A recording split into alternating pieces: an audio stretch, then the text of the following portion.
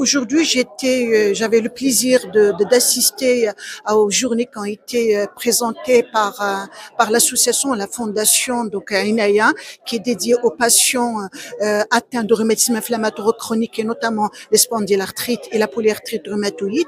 Donc, j'ai eu l'occasion de parler d'un thème qui est très important, très intéressant aussi dans la prise en charge de ces patients-là. Il s'agit donc d'une ostéoporose cortico-induite, c'est-à-dire هشاشة العظام تنجم من الأدوية وخاصة les corticoïdes. Voilà. Donc, par rapport à cette pathologie, elle est très méconnue à l'instar de l'ostéoporose post-ménopausique qui est très codifiée, très documentée, tout le monde la connaît.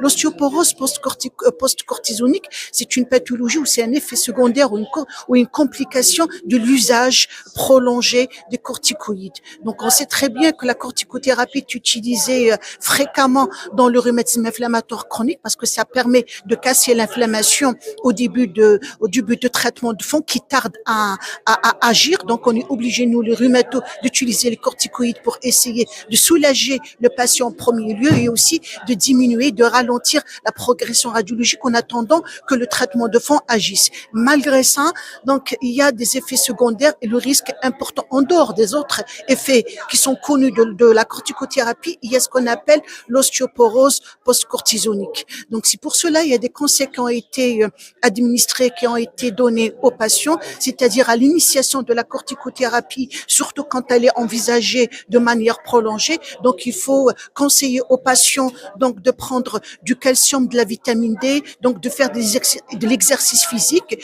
et aussi donc d'assurer une alimentation qui soit saine, riche en protéines et aussi donc de diminuer d'arrêter même la consommation du tabac et aussi la consommation d'alcool. Et le suivi doit être régulier par le médecin traitant. Il doit faire une DMO à l'initiation et aussi une DMO entre 1 à 3 ans en fonction de la dose initiale, donc de la corticothérapie en fonction de la pathologie inflammatoire qui a suscité la prise de corticoïdes.